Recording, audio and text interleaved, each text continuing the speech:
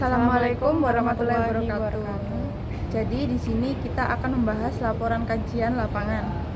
Pendahuluan, dalam laporan ini kami akan menyajikan hasil kajian lapangan yang melibatkan sejumlah masjid di berbagai wilayah Surabaya yang menjadi fokus studi kasus dalam topik ini. Analisis akan difokuskan pada bagaimana perkembangan iptek, termasuk pemanfaatan teknologi informasi, media sosial, dan metode pembelajaran modern telah memengaruhi pendekatan pendidikan agama di masjid-masjid tersebut. Selain itu, kami akan mendetailkan eksplorasi mengenai tantangan dan peluang yang muncul sering dengan perkembangan ini. Jadi di sini kami akan memberikan hasil wawancara dan pengamatan. Dan yang pertanyaan pertama adalah bagaimana menurut Anda perkembangan ilmu pengetahuan dan teknologi iptek yang terus berkembang saat ini? Ini adalah responden pertama dari Masjid An-Nur dan jabatan atau peran pengurus masjid. Jawaban dari responden pertama, apabila di zaman sekarang perkembangan teknologi lebih cepat, di mana setiap hari adanya perubahan-perubahan teknologi, namun jika tidak diimbangi dengan pengetahuan, iman, itu akan menjerumuskan. Yang kedua, pertanyaan tersebut adalah dampak apa yang lebih banyak terjadi di kemajuan iptek terhadap pelaksanaan kegiatan pada masjid ini, positif atau negatif, dan seperti apa untuk dampak yang pernah dialami.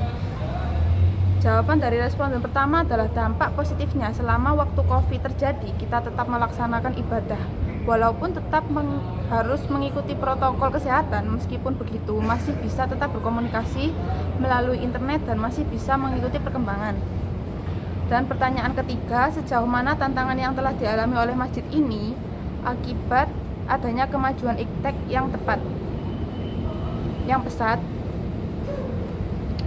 Masjid ini sudah mulai berkembang, seperti untuk kegiatan ibadah sudah berjalan rutin, adanya kajian-kajian rutin. Yang pertanyaan keempat, telah sejauh mana masjid ini dalam menerapkan kemajuan iptek guna mengoptimalkan peran-perannya?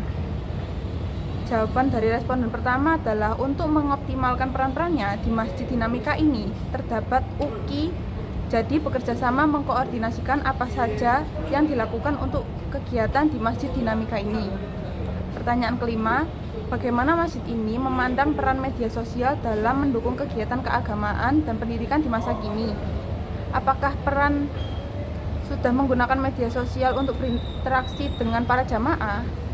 Jawaban dari respon pertama yaitu untuk selama ini penggunaan sosial media sudah dilakukan sehingga setiap ada kegiatan selalu di-share melalui media sosial yang ada di Dinamika.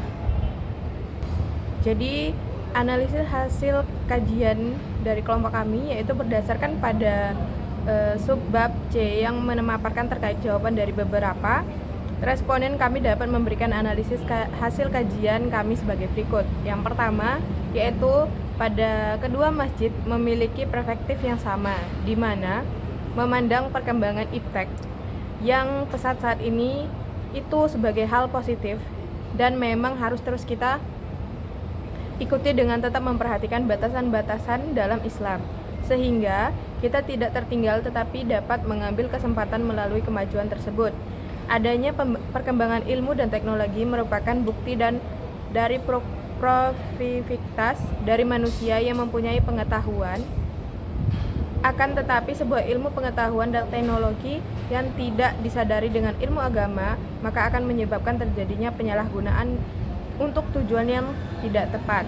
Yang kedua, yaitu upaya kolaborasi telah dilakukan di kedua masjid.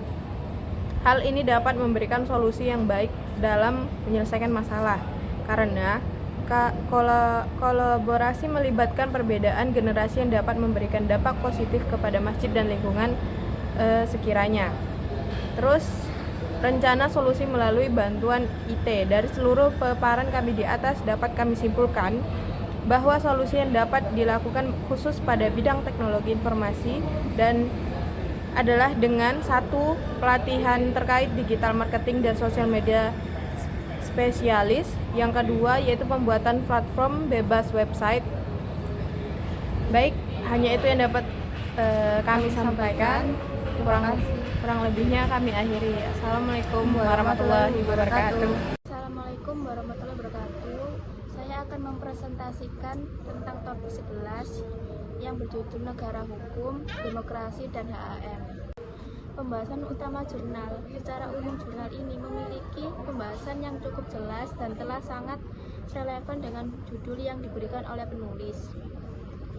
Penulis telah memberikan pendahuluan dengan cukup jelas dan global dengan memaparkan mulai dari hubungan yang erat antara demokrasi, negara hukum, dan hak asasi manusia atau HAM, di mana pembahasan mengenai ketiganya tidaklah bertentangan, melainkan saling melengkapi.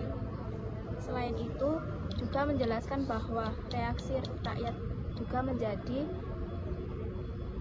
penting sebagai salah satu indikator dalam menilai apakah prinsip-prinsip demokrasi dan HAM dijalankan dengan baik.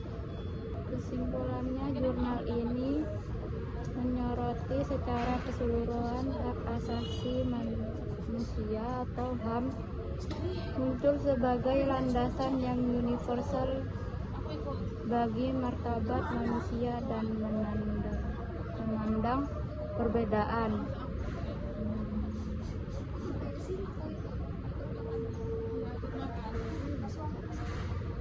Kehadiran HAM dalam suatu negara hukum menjadi bagi integral yang harus tercermin dalam perlindungan dan pengakuan hak-hak dasar manusia, menjadi salah satu penentu esensial dalam menilai sebuah negara sebagai negara hukum.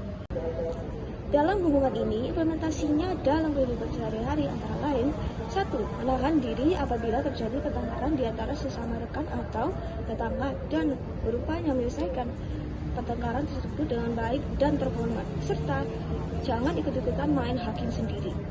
2. Melakukan kegiatan rumah tangga dengan tidak mengganggu ketenangan dan ketertiban tetangganya. 3. Mentaati tata tertib lingkungan kehidupan hari-hari di lingkungan masyarakat masing-masing. 4. Menghindari pertengkaran atau adu fisik